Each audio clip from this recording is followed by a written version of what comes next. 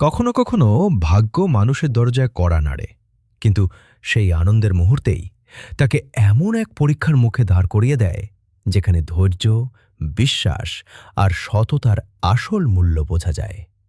আজকের এই গল্পটি এমন এক অসহায় কিন্তু প্রখর বুদ্ধিসম্পন্ন মানুষের, যার জীবনে সুখ এসেছিল ঠিকই, তবে সেই সুখের আড়ালেই লুকিয়েছিল কঠিন এক পরীক্ষা। একসময় এক ছোট্ট জনপদের প্রান্তে বাস করত এক দরিদ্র মানুষ, যার নাম ছিল রহিমউদ্দিন। তার সংসারে ছিল স্ত্রী সায়রা আর কয়েকটি নিষ্পাপ সন্তান। ঘরটি ছিল অভাবের ভারে নিউপজ। প্রতিদিনের রুটির জোগানই ছিল সবচেয়ে বড় চিন্তা। উপার্জনের নির্দিষ্ট কোনো পথ ছিল না। রহিমউদ্দিন ভোর হতেই নিজের পুরনো ঠেলাগাড়ি নিয়ে বেরিয়ে পড়ত। বাজার থেকে গলি, গলি থেকে পাড়া, মানুষের ভারী জিনিসপত্র এক জায়গা থেকে আরেক জায়গায় পৌঁছে দিত। সারাদিনের ঘাম ঝরানো পরিশ্রমের বিনিময়ে যে অল্প কোটি মুদ্রা পেত, তা দিয়ে কখনো সামান্য খাবার, কখনো তার একমাত্র গরুর জন্য সামান্য ঘাস কিনতে পারত। বেশিরভাগ দিনই এমন হতো যে গরুর খাবার জোগাতে গিয়েই নিজেরা না খেয়ে থাকতে হতো। আর সেদিন রাতে স্ত্রী সন্তানদের ক্ষুধার্ত চোখ দেখে বুকের ভেতরটা মোচড় দিয়ে উঠত। এইভাবেই কষ্টে দিন কাটছিল।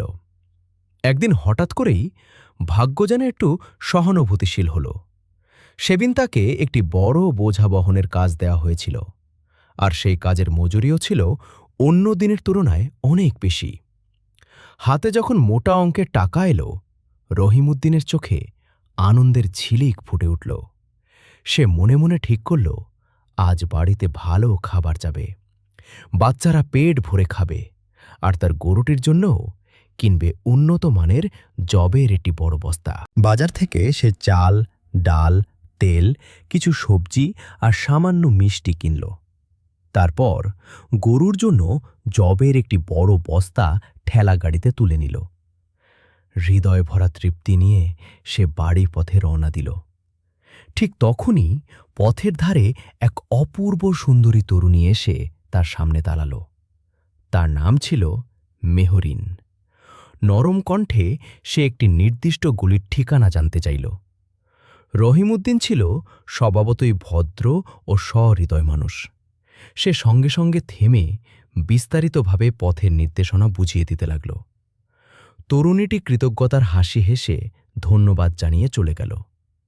কিন্তু তার সৌন্দর্য এতটাই আকর্ষণীয় ছিল যে রহিমউদ্দিন কিছুক্ষণ অবচেতনেই তাকিয়ে রইল। যখন হঠাৎ বাস্তবে ফিরে পেছনে তাকাল, তখন তার বুক ধড়ফড় করে উঠল। তার ঠেলাগাড়ি আর গরু দুটোই উধাও, যেন মাটির সঙ্গে মিশে গেছে। মুহূর্তের মধ্যে তার আনন্দ বিষাদে পরিণত হল। সে পাগলের মতো এ গলি ও গলি, বাজার ও পথ, এমনকি আশেপাশের প্রাসাদের দিকেও ছুটে বেড়াতে লাগল। সবার কাছে জিজ্ঞেস করল, উচ্চস্বরে ডাকল, কিন্তু কোথাও কোনো খোঁজ মিলল না। শেষমেশ সে বুঝে গেল কোনো চোর তার সবকিছু নিয়ে পালিয়েছে।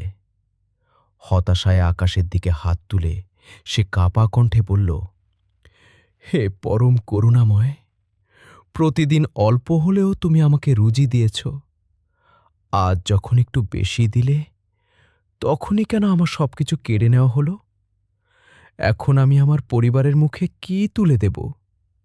অসহায় মন নিয়ে সে ন্যায় বিচারের আশায় রাজপ্রাসাদের দিকে রওনা দিল, যেখানে শাসন করতেন সুলতান কামাল উদ্দিন। প্রাসাদের দরজায় প্রহরীরা তাকে আটকে দিলেও সে কান্নায় ভেঙে পড়ে চিৎকার করতে লাগল। তার আর্তনাদ প্রাসাদের ভেতর পৌঁছে গেল। সুলতান জানলা দিয়ে তাকিয়ে দেখলেন এক দরিদ্র মানুষ অঝরে কাঁদছে। দৃশ্যটি তার হৃদয় ছুঁয়ে গেল। তিনি আদেশ দিলেন লোকটিকে ভেতরে নিয়ে আসা হোক। দরবারে হাজির হয়ে রহিমউদ্দিন কাঁদতে কাঁদতে পুরো ঘটনা খুলে বলল। তার চোখে জল, মুখে অসহায়তার ছাপ স্পষ্ট ছিল। সব শুনে সুলতান মৃদু হেসে বললেন, তোমার বিপদ কিন্তু তোমার মনোযোগের ফুলের ফল। পৃথিবীতে কোনো কিছু বিনামূল্যে আসে না। তারপরে সুলতানের দয়ালু হৃদয় কঠোর থাকতে পারল না। তিনি রাজকোষ থেকে রহিমউদ্দিনকে ক্ষতিপূরণ ও অতিরিক্ত পুরস্কার দেওয়ার আদেশ দিলেন, যাতে সে নতুন করে তার জীবন শুরু করতে পারে। আনন্দে অভিভূত রহিমউদ্দিন কৃতজ্ঞচিত্তে মাথা নত করে প্রাসাদ থেকে বেরিয়ে এল। কিন্তু দরবারে উপস্থিত মন্ত্রী রাশেদ উদ্দিন সবকিছু গভীরভাবে পর্যবেক্ষণ করছিলেন। তার অন্তরে ঈর্ষার আগুন জ্বলে উঠল। তিনি মনে মনে ভাবলেন, একজন সাধারণ মানুষকে এত বড় পুরস্কার দেওয়া হলে অন্যরা একই কৌশল অবলম্বন করতে পারে। অবশেষে তিনি সুলতানের কাছে এগিয়ে গিয়ে নিচু স্বরে বললেন, হুজুর, আমার মনে হয় লোকটি সত্য বলেনি। সে হয়তো একটি মন গড়া গল্প সাজিয়ে আপনার সহানুভূতি অর্জন করেছে। সুলতান কামালউদ্দিন শান্ত গলায় বললেন, যদি তোমার মনে সন্দেহ থাকে তবে তাকে আবার ডেকে আনো এবং পরীক্ষা নাও। সৈনিক ফারহাদ ও রাজপ্রাসাদের প্রহরীরা আবার রহিমউদ্দিনকে দরবারে নিয়ে এল। দরবারে প্রবেশ করতেই সুলতান বললেন, যদি তুমি ওজিরের প্রশ্নের সঠিক উত্তর দিতে পারো তবে আগের চেয়েও বড় পুরস্কার পাবে, আর যদি ব্যর্থ হও তবে শাস্তি এড়াতে পারবে না। ওজির রাশেদ উদ্দিন ঠোঁটের কোণে বিদ্রূপের হাসি টেনে প্রশ্ন করলেন, বল তো, পৃথিবী কোথা থেকে শুরু হয়েছে এবং কোথায় গিয়ে শেষ হয়েছে? প্রশ্ন শুনে মুহূর্তের জন্য রহিমউদ্দিন স্তব্ধ হয়ে গেল। দরবার নিস্তব্ধ, সবার চোখ তার দিকে। কিন্তু পরের মুহূর্তেই সে মাথা তুলে শান্ত কণ্ঠে বলল, হুজুরের পা যেখানে পড়ে সেখান থেকেই পৃথিবীর শুরু, আর সেখানেই তার শেষ। দরবারে মৃদু হাসির ঢেউ উঠল। ওজির ভ্রু কুঁচকে বললেন, কিভাবে? রহিমউদ্দিন দৃঢ় কণ্ঠে উত্তর দিল, পৃথিবী গোলাকার। যে কোনো স্থান থেকে যাত্রা শুরু করলে ঘুরে আবার সেই স্থানেই ফিরে আসা যায়। তাই যদি হুজুরের পা থেকে শুরু ধরা হয় তবে সেখানেই শেষও হবে। এই বুদ্ধিদীপ্ত উত্তরে দরবার স্তব্ধ হয়ে গেল। সুলতান সন্তুষ্ট হয়ে হেসে উঠলেন এবং আগের চেয়ে দ্বিগুণ পুরস্কার দেওয়ার আদেশ দিলেন। রহিমউদ্দিন কৃতজ্ঞচিত্তে দরবার ত্যাগ করল। কিন্তু ওজিরের হৃদয়ে ঈর্ষার আগুন আরও দাও দাও করে জ্বলতে লাগল। রাতভর সে ঘুমোতে পারল না। তার মনে একটাই সংকল্প, যেভাবেই হোক এই সাধারণ মানুষটিকে হারাতে হবে। ভোরবেলা সে আবার সুলতানের কাছে গিয়ে বলল, হুজুর, লোকটি অত্যন্ত চালাক। ভাগ্য তার পক্ষে ছিল, কিন্তু সে ধোঁকা দিচ্ছে। আমাকে আরেকবার সুযোগ দিন, আমি তার আসল চেহারা প্রকাশ করব। সুলতান কিছুক্ষণ ভেবে অনুমতি দিলেন। আবারও সৈনিক ফারহাদ ও প্রহরীরা রহিমউদ্দিনকে তৃতীয়বারের মতো দরবারে হাজির করল। এবার দরবারে দাঁড়াতেই রহিমউদ্দিন বুঝতে পারল ওজিরের চক্রান্ত এখানেই শেষ নয়। তার বুকের ভেতর ভয় ঢেউ খেললেও মুখে সে স্থিরতা বজায় রাখল। সুলতান গম্ভীর স্বরে বললেন, ওজির, এবার তোমাকে আরেকটি প্রশ্ন করবে। যদি উত্তর দিতে না পারো তবে তোমার প্রাণদণ্ড হবে। ওজির ধীরে ধীরে এগিয়ে এসে শীতল হাসি হেসে প্রশ্ন করল, বলো তো, আল্লাহর মুখ কোথায়? প্রশ্নটি শুনে দরবারে গুঞ্জন ছড়িয়ে পড়ল। রহিমউদ্দিনের শ্বাস ভারী হয়ে উঠল, কিন্তু সে নিজেকে সামলে নিয়ে বলল, হুজুর, একটি মোমবাতি আনার অনুমতি চাই। অনুমতি মিমিলতেই সে একটি মোমবাতি জ্বালিয়ে সামলে রাখল। তারপর বিনীত কণ্ঠে জিজ্ঞেস করল, হুজুর, এই মোমবাতির আলো কোথায় পৌঁছেছে? সুলতান বললেন, চারদিকে ছড়িয়ে পড়েছে। রহিমউদ্দিন ওজিরের দিকে তাকিয়ে বলল, যেমন এই আলো চারদিকে বিরাজমান, তেমনি সৃষ্টিকর্তা নূর সর্বত্র বিরাজমান। তাকে নির্দিষ্ট কোনো স্থানে সীমাবদ্ধ করা যায় না। দরবারে প্রশংসার গুঞ্জন উঠল। সুলতান সন্তুষ্ট হয়ে আবারও তাকে সম্মান ও পুরস্কার দিলেন। কিন্তু ওজিরের ঈর্ষা এবার চরমে পৌঁছাল। সে স্থির করল, এবার শেষ আঘাত দিতেই হবে।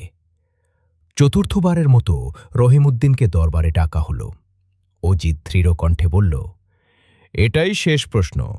যদি সঠিক উত্তর দিতে পারো তবে তোমাকে একটি খেজুরের বাগান উপহার দেওয়া হবে, আর যদি ব্যর্থ হও তবে তোমার মাথা শহরের ফটকে ঝুলিয়ে রাখা হবে। রহিমউদ্দিন শান্তভাবে বলল, হুজুর, আমি কি 2 রাকাত নামাজ আদায় করার অনুমতি পেতে পারি? অনুমতি মিলল। সে অজু করল, নামাজ আদায় করল, আর তার অন্তরে এক অদ্ভুত প্রশান্তি নেমে এলো। ভয় যেন ধীরে ধীরে গলে গেল। নামাজ শেষে অজির প্রশ্ন করল, বলো, আল্লাহর কাজ কি? রহিমউদ্দিন কিছুক্ষণ নীরব রইল। অজিরের চোখে তখন বিজয়ের উজ্জ্বলতা। সে ভাবল, এবার আর বাঁচার উপায় নেই। কিন্তু সুলতান অজিরের মনের অভিসন্ধি বুঝতে পেরে কঠোর স্বরে বললেন, শুনে রাখো, যদি এই মানুষটি উত্তর দিতে পারে তবে আমি তোমাকে পদচ্যুত করে তাকে তোমার স্থানে নিয়োগ করব। এই কথা শুনে অজিরের মুখের রং ফ্যাকাশে হয়ে গেল। ঠিক সেই মুহূর্তে রহিমউদ্দিনের হৃদয়ে যেন আলোর ঝলকানি জ্বলে উঠল। সে মাথা নত করে বলল, হুজুরে আলী, আমি কি কথা বলার অনুমতি পেতে পারি? দরবার নিস্তব্ধ হয়ে গেল, কারণ সবাই বুঝতে পারছিল এবারের উত্তরই নির্ধারণ করবে এক দরিদ্র মানুষের ভাগ্য আর এক অহংকারী মন্ত্রীর পতন। রহিমউদ্দিন গভীরভাবে চারদিকে তাকিয়ে শান্ত কণ্ঠে বলল, হুজুর, যদি অনুমতি দেন তবে আমার উত্তরের আগে একটি ব্যবস্থা নিতে চাই। আদেশ দিন, অজির রাশেদউদ্দিন তার রাজকীয় পোশাক খুলে ফেলুন। দরবারে সঙ্গে সঙ্গে নীরবতা নেমে এলো। কেউ শ্বাস নিচ্ছে কিনা তাও বোঝা যাচ্ছিল না। সুলতান কামালউদ্দিন কিছুক্ষণ রহিমউদ্দিনের চোখের দিকে তাকিয়ে রইলেন, তারপর দৃঢ় কণ্ঠে আদেশ দিলেন, অজির, তার কথা মতো করো। রাশেদউদ্দিন হতভম্ব হয়ে গেলেন। সারা জীবন যিনি রেশম জরির কাজ করা কাবা এবং মখমলের পাগড়িতে অভ্যস্ত, তাকে আজ সবার সামনে নিজের ঐশ্বর্যময় পোশাক খুলতে হচ্ছে। কিন্তু সুলতানের দৃষ্টিতে এমন কঠোরতা ছিল যে অমান্য করার সাহস তার হল না। কাঁপতে থাকা হাতে তিনি তার দামি পোশাক খুলে ফেললেন।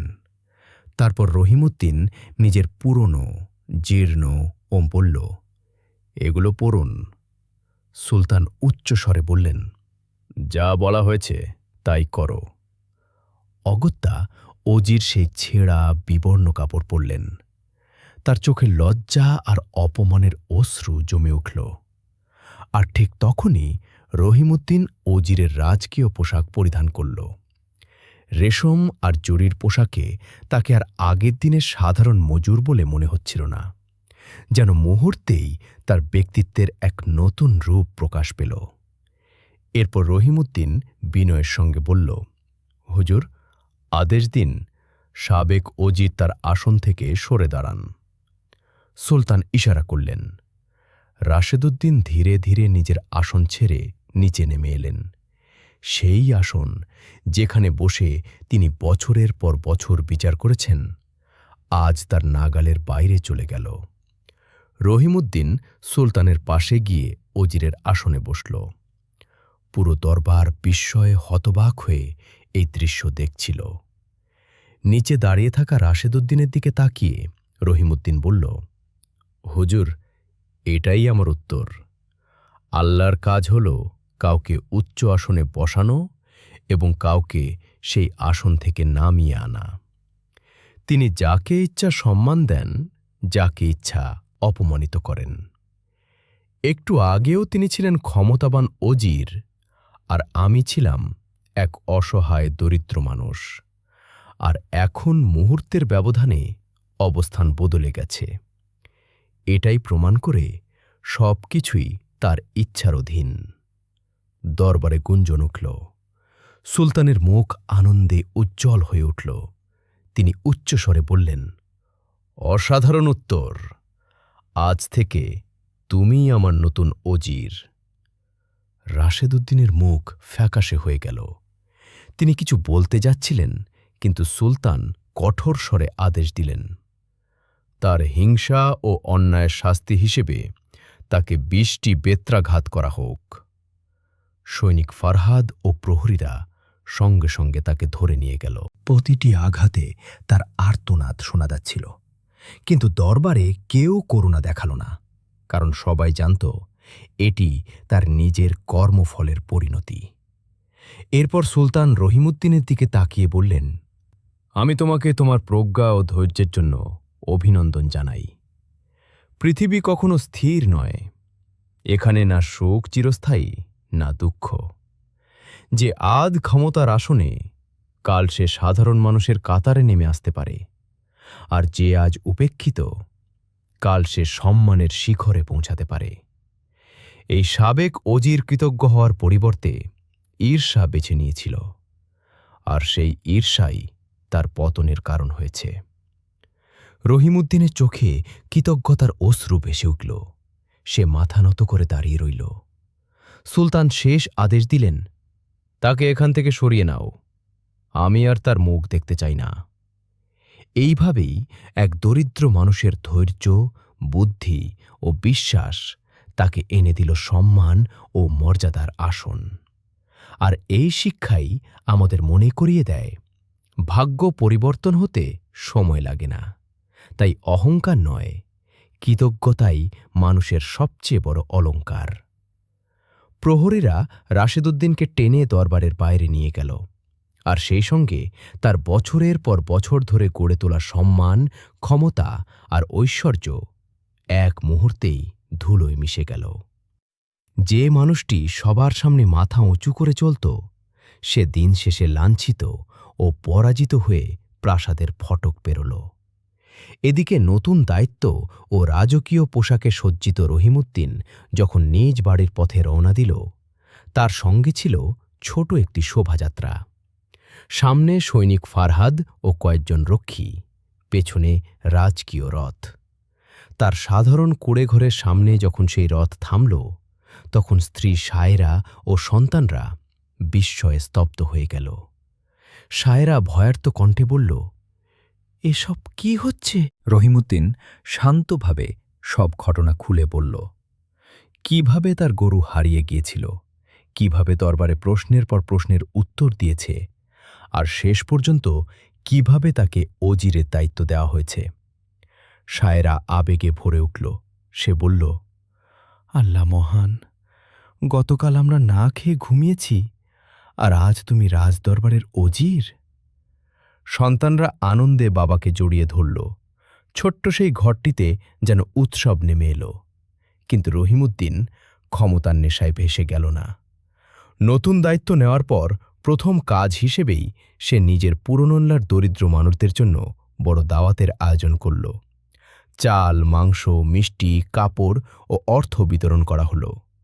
সে সবার সামনে দাঁড়িয়ে বলল, যখন আমি অভাবে ছিলাম, তোমরাই আমার খোঁজ নিয়েছ।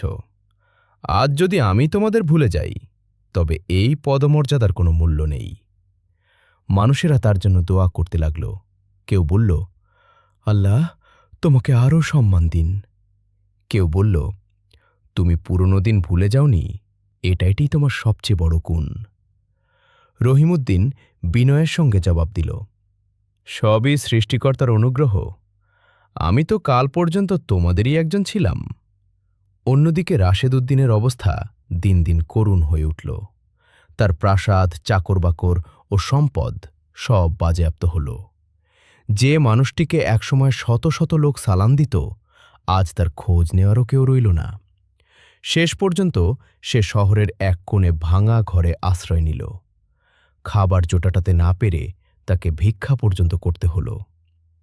একদিন ক্ষুধা ও ক্লান্তিতে জর্জরিত অবস্থায় সে রাস্তায় হাঁটছিল। হঠাৎ দূর থেকে দেখতে পেল রাজকীয় রথে করে নতুন অজির রহিমউদ্দিন আসছেন। তার মনে ক্ষীণ এক আশার আলো জ্বলল।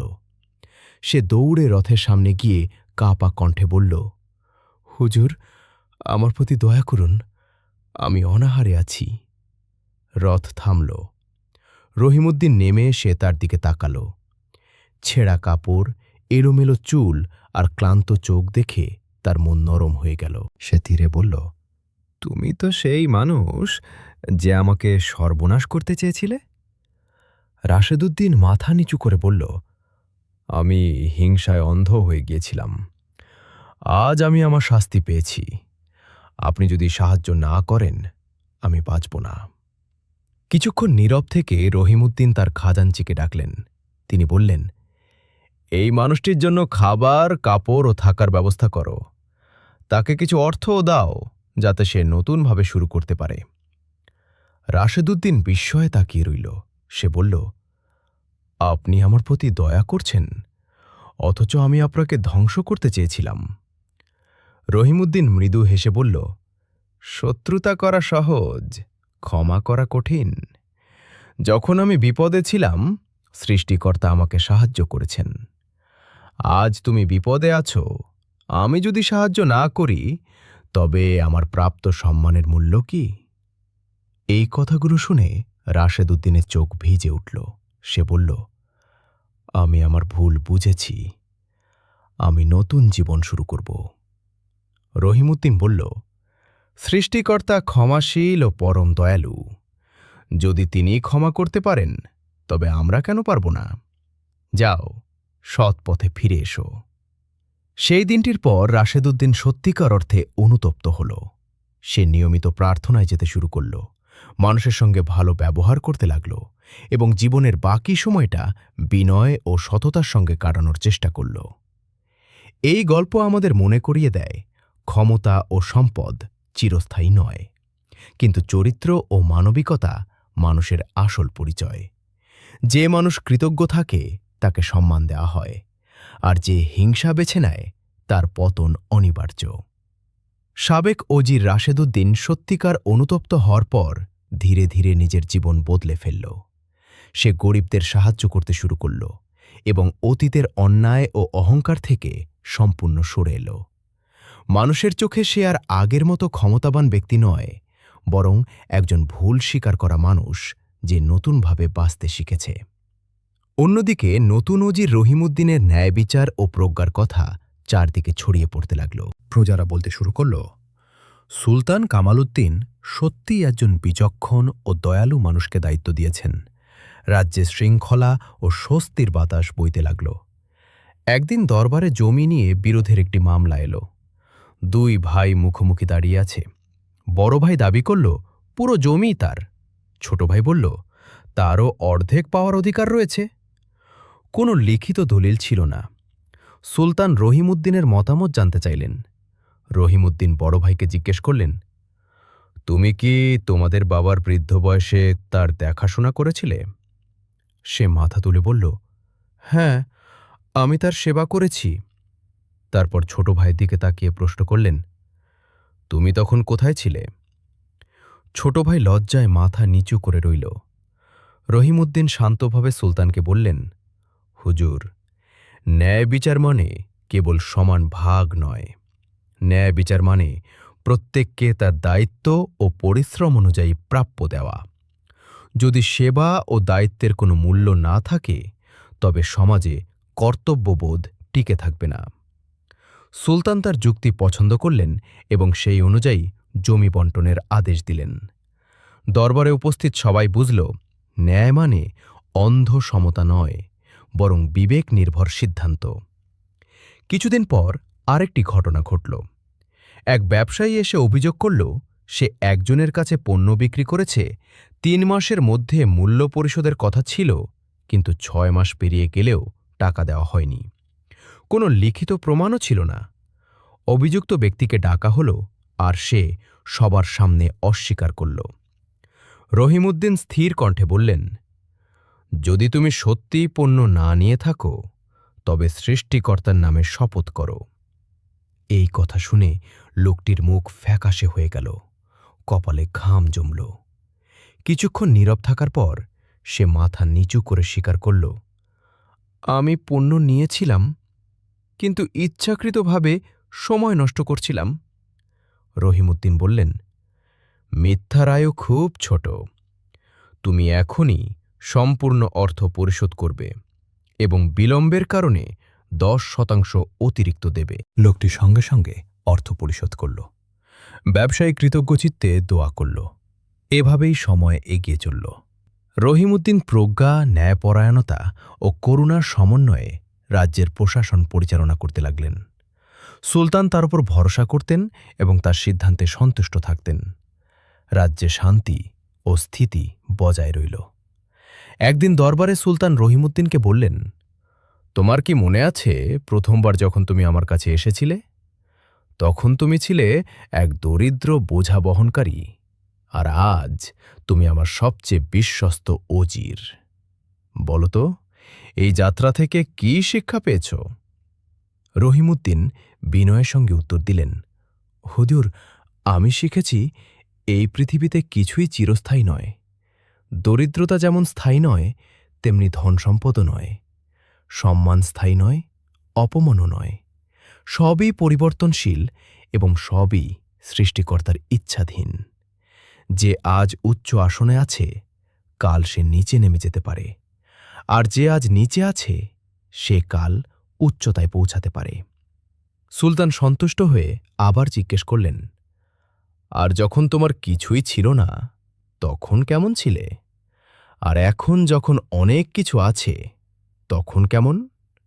রহিমউদ্দিন বললেন, যখন আমার কাছে কিছুই ছিল না, তখনও আমি কৃতজ্ঞ ছিলাম, আর আজ যখন অনেক কিছু আছে, তখনও আমি কৃতজ্ঞ।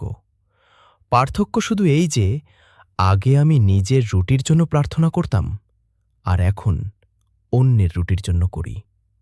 এই উত্তরে সুলতান আবেগ আপ্লুত হয়ে বললেন, যে মানুষ অভাবে কৃতজ্ঞ থাকে এবং প্রাচুর্যে অহংকারী হয় না, সেই মানুষই প্রকৃত সফল। এরপর সুলতান জানতে চাইলেন, সাবেক ওজিরের খবর কি? রহিমউদ্দিন শান্তভাবে বললেন, হুজুর, তিনি নিজের ভুল বুঝতে পেরেছেন। এখন তিনি সৎ ও বিনয়ী জীবনযাপন করছেন। দরবারে উপস্থিত সবাই নীরবে উপলব্ধি করল, ক্ষমতা মানুষকে বড় করে না, মানুষের চরিত্রই তাকে বড় করে। সাবেক ওজির রাশেদউদ্দিন ধীরে ধীরে নিজের জীবনকে সৎ পথে ফিরিয়ে আনলেন। তিনি নিয়মিত নামাজ আদায় করতে শুরু করলেন, গরিবদের সহায়তা করলেন এবং অতীতের অন্যায় আচরণের জন্য অনুতপ্ত হয়ে বিনয়ী জীবনযাপন করতে লাগলেন। এই খবর শুনে সুলতান কামালউদ্দিন সন্তুষ্ট হয়ে বললেন, এটি অত্যন্ত প্রশংসনীয়। প্রত্যেক মানুষেরই দ্বিতীয় সুযোগ পাওয়া উচিত। তুমি তার প্রতি যে দয়া দেখিয়েছ, তা তোমার প্রজ্ঞা ও উদারতার প্রমাণ। দরবারে কিছুক্ষণ নীরবতা নেমে এলো। তারপর সুলতান ধীর কণ্ঠে বললেন, আমি চাই আমার রাজ্যের মানুষ এই ঘটনার মধ্য থেকে শিক্ষা গ্রহণ করুক। এই কাহিনী সবার মাঝে প্রচার করা হোক, যাতে তারা বুঝতে পারে হিংসা কত বড় বিপদ এবং কৃতজ্ঞতা কত বড় নেয়ামত। সেই দিন থেকেই রহিমউদ্দিন ও রাশেদউদ্দিনের ঘটনাটি সারা রাজ্যে ছড়িয়ে পড়ল। মানুষ একে অপরকে গল্পটি শোনাতে লাগল। কেউ বলতো, হিংসা একজন ক্ষমতাবান মানুষকে পথের ভিখারিতে পরিণত করেছিল। আবার কেউ বলতো, কৃতজ্ঞতা ও ধৈর্য একজন সাধারণ শ্রমিককে রাজ্যের সর্বোচ্চ সম্মানের আসনে বসিয়েছে। সবাই বুঝতে শুরু করল, হিংসা মানুষকে নিচে নামিয়ে দেয়, আর ক্ষমা ও ন্যায়বিচার মানুষকে সম্মানের উচ্চতায় তুলে আনে। ধন সম্পদ, পদমর্যাদা ও বাহ্যিক সম্মান সবই ক্ষণস্থায়ী, কিন্তু চরিত্র, কৃতজ্ঞতা ও মানবিকতা চিরস্থায়ী প্রভাব রেখে যায়। প্রিয় দর্শক, এই গল্প আমাদের শেখায়, জীবনে উত্থান পতন আসবেই, কিন্তু যার হৃদয়ে কৃতজ্ঞতা থাকে এবং যে অন্যের প্রতি ন্যায় ও দয়া প্রদর্শন করে, শেষ পর্যন্ত সম্মান তারই প্রাপ্য হয়। এমন অনুপ্রেরণামূলক ও শিক্ষামূলক সত্য কথা শুনতে ট্রু স্টোরি বাংলার সঙ্গে থাকুন। আপনার মতামত আমাদের জন্য মূল্যবান। ধন্যবাদ।